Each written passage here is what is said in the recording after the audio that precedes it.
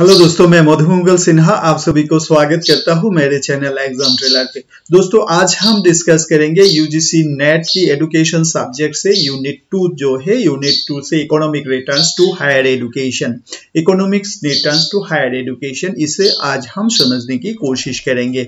हाँ दोस्तों, यहाँ जो बात है फ्रेंड्स, देखिए आप जो प्रिपरेशन करते हैं उसके साथ साथ आपको टेस्ट सीरीज लगाना जरूर है, क्योंकि टेस्ट सीरीज ही आपको एक्चुअल एग्जाम सिचुएशन में लेके जाता है। यहाँ आप टेस्ट सीरीज लगाइए, हमारी जो वेबसाइट है examtrailer.in, इसमें ऐप भी उपलब्ध है।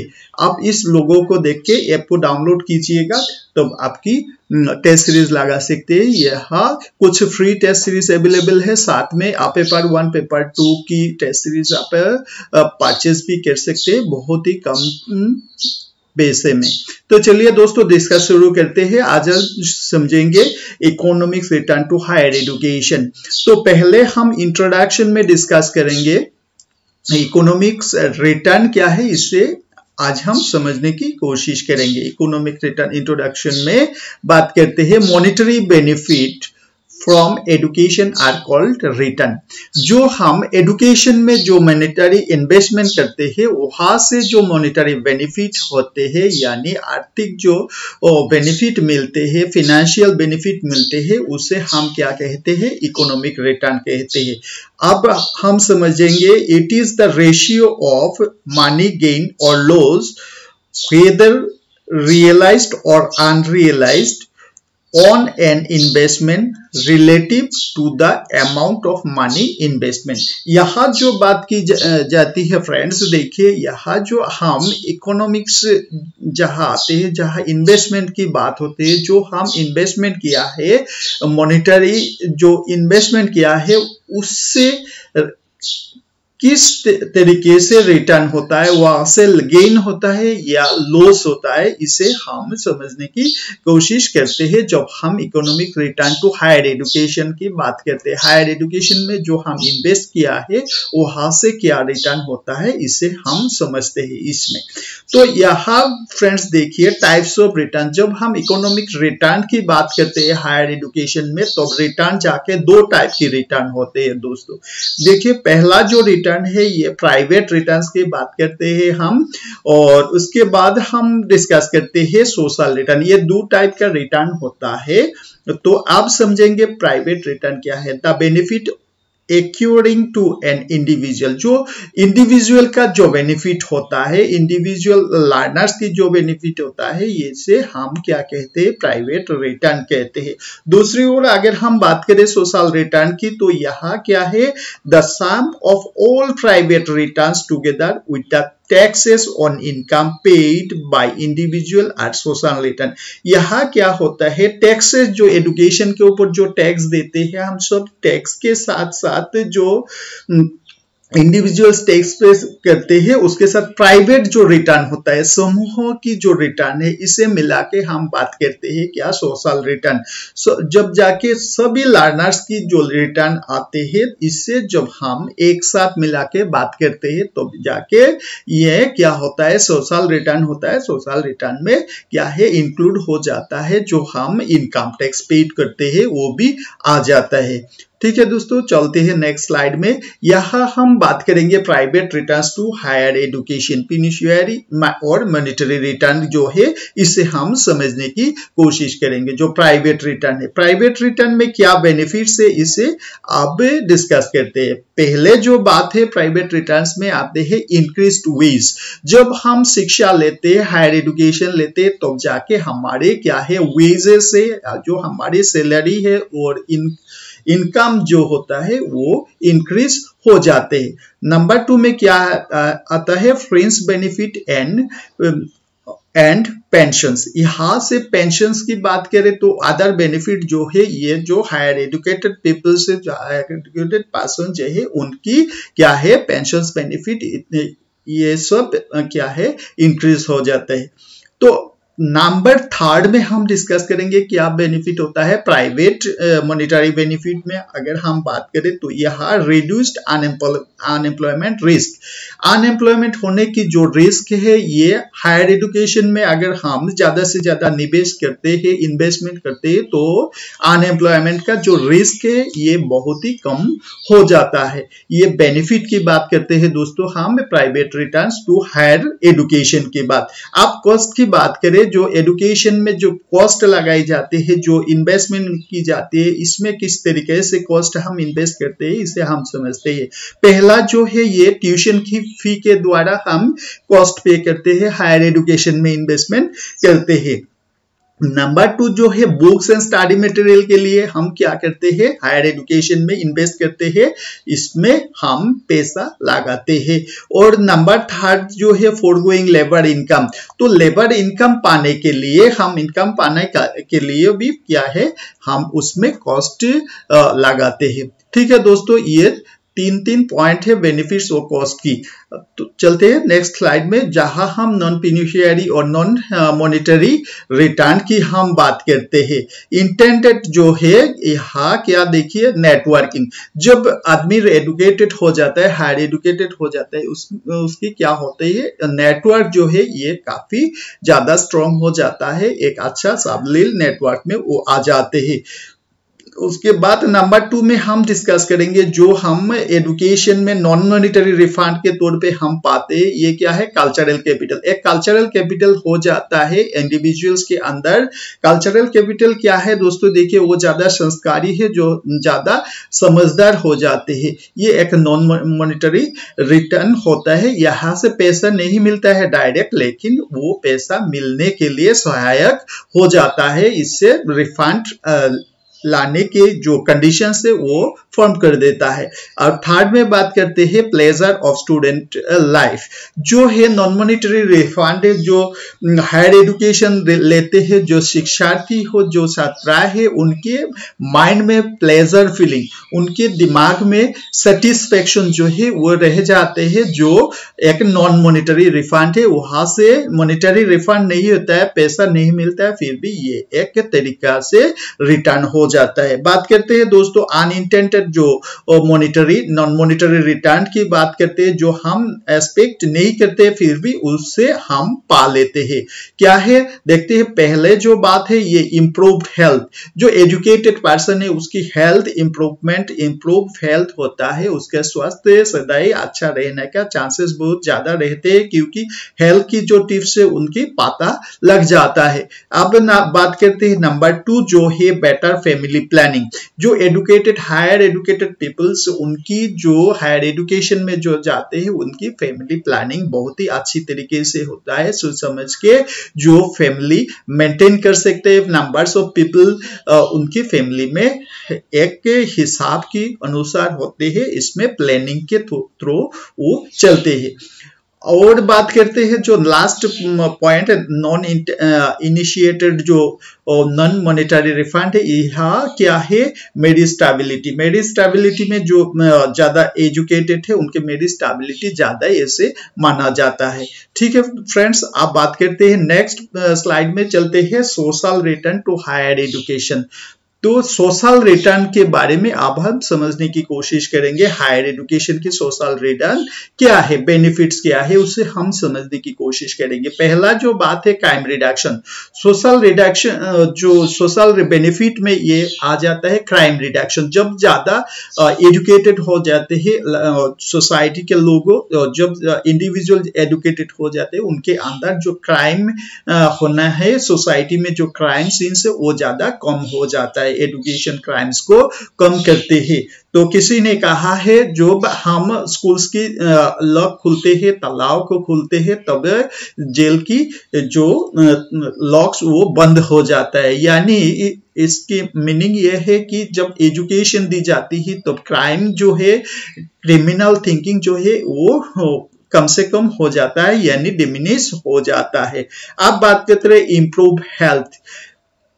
ये भी एक सोशल रिटर्न है। सोशल कम्युनिटी का हेल्थ जो है ये इम्प्रूव हो सकता है एजुकेशन के द्वारा। जो जानते हैं सोशल ट्रिप्स को, जो कैसे अच्छा जी सके, कैसे अच्छा हेल्थ को मेंटेन कर सके, इनकी बारे में जो जानकारी वो समाज में, ये सोसाइटी में फैलाते हैं और इससे सभी लोग इससे बेनिफिट ले सकते हैं। ठीक है दोस्तों, अब बात करते हैं point 3, knowledge spill over and growth. जो क्या है दोस्तों, देखिए जो हायर एजुकेशन में जाते उसके नॉलेज स्पिल ओवर होता है और उसके साथ साथ सोशल ग्रोथ आ जाता है। नॉलेज स्पिल ओवर क्या है, देखिए जो नॉलेज हायर एजुकेशन में जाके लर्नर्स लेते हैं उस नॉलेज तो रहते हैं, उसके साथ साथ दूसरे नॉलेज को वो एक्वायर करता है जो सोशल ग्रोथ की, समाज की विकास में उसकी जो वो थिंकिंग है वो बहुत काम में आ जाता है। ठीक है दोस्तों, लास्ट पॉइंट जो नंबर 4 में है इसे हम समझने की कोशिश करेंगे। एनवायरमेंटल गोल क्या है, social return to higher education में एक गोल ऐसा भी है एनवायरमेंटल गोल।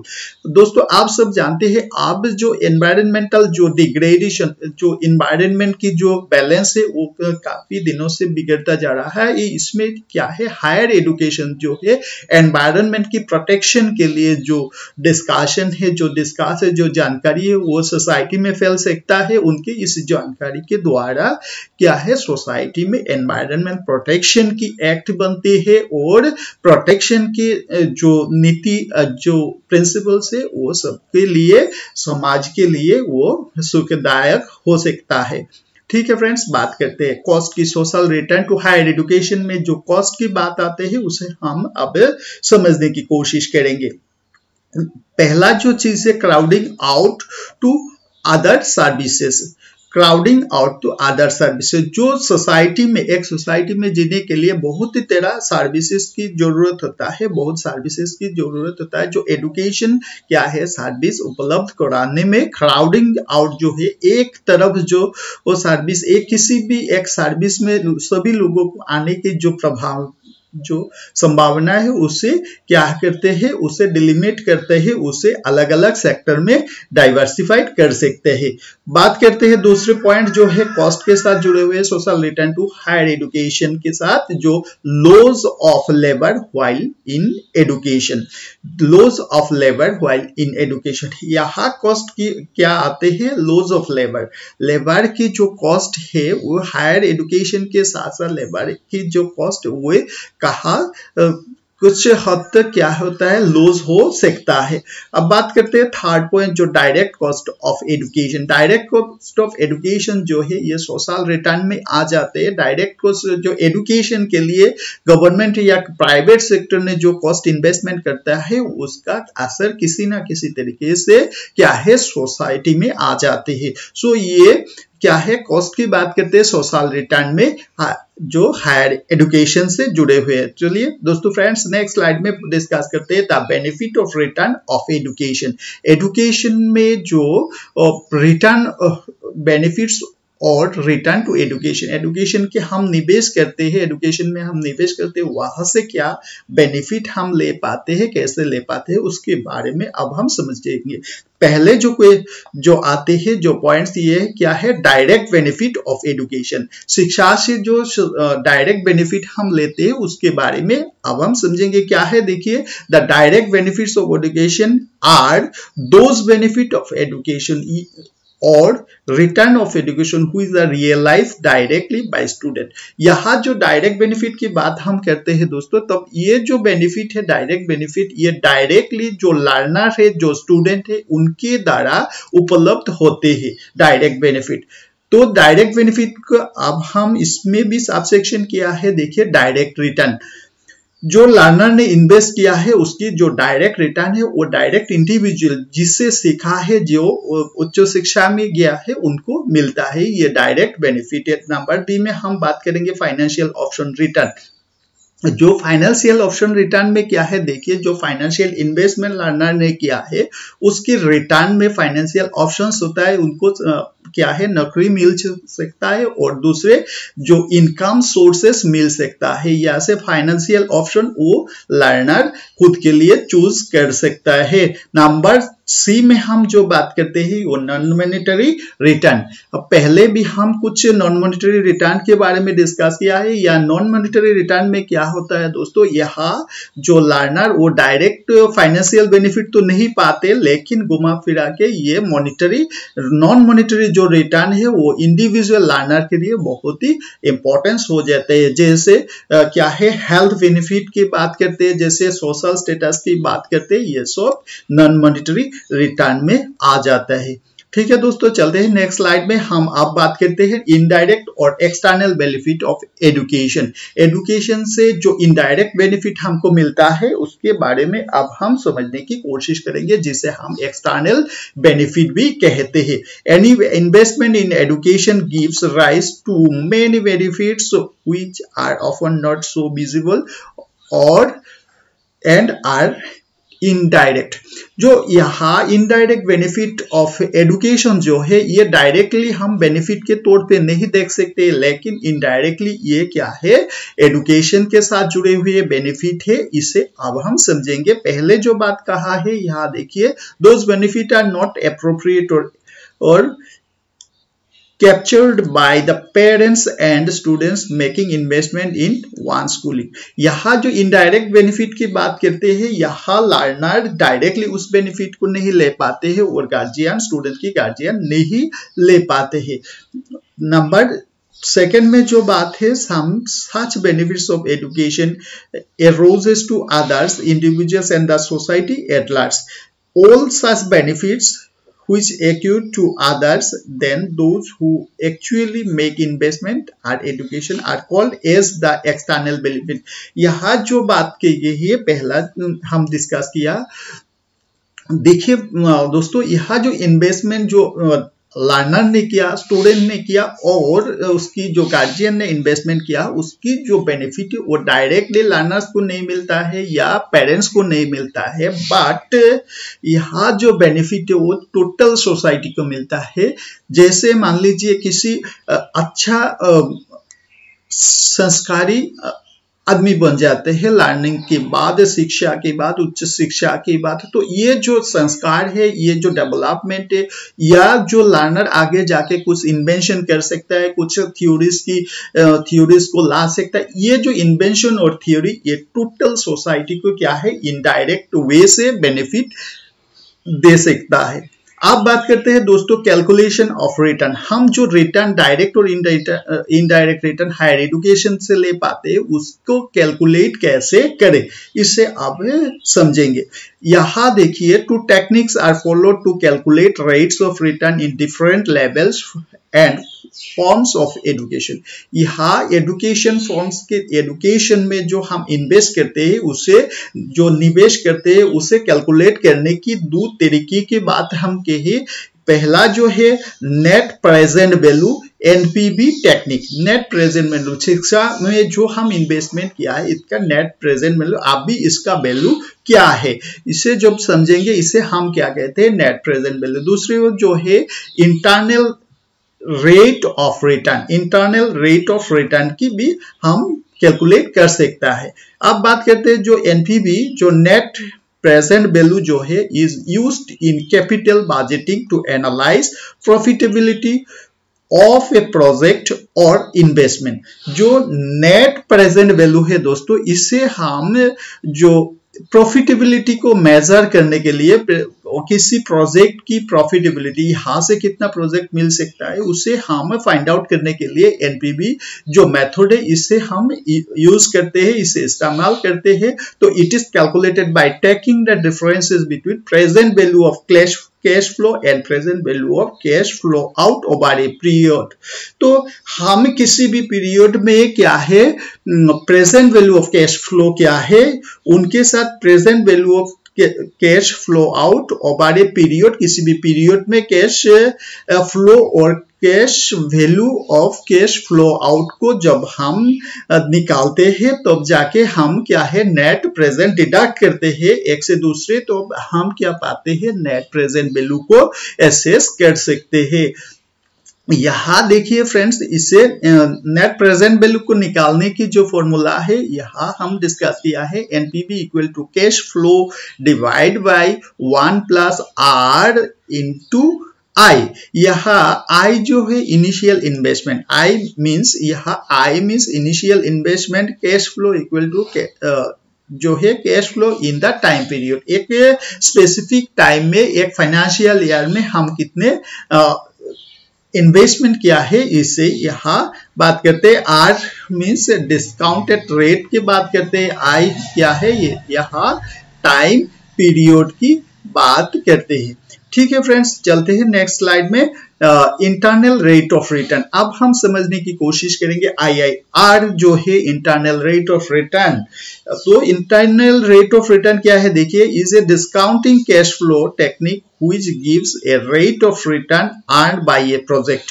यहाँ किसी प्रोजेक्ट के द्वारा प्रोजेक्ट को यूटिलाइज करने से जो रिटर्न आते हैं, रेट ऑफ रिटर्न जो आते हैं कैश फ्लो से, इसे हम क्या कहते हैं, internal rate of return. The internal rate of return is the discounting rate, ये एक डिस्काउंटिंग रेट है जहां से क्या होता है, total of initial cash outlay and discounted cash flow are equal to 0। तो यहाँ जो इंटरनल कैश फ्लो और डिस्काउंटेड कैश फ्लो का जो रेशियो है ये 0 हो जाता है। अदर वर्ड्स में हम अगर कह सकते हैं तो क्या है, it is the discounting rate at which the net present value is equal to 0। ये जो है जहां आके जो एनपीवी जो है नेट प्रेजेंट वैल्यू जहां आके 0 होता है, उसे ही हम क्या कहते हैं, IRR या इंटरनल रेट ऑफ रिटर्न कहते हैं।